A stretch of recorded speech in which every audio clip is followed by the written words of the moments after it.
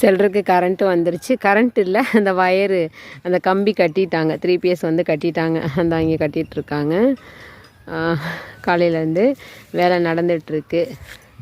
இங்கேருந்து இதோட 3வது போஸ்ட்டு மரம்.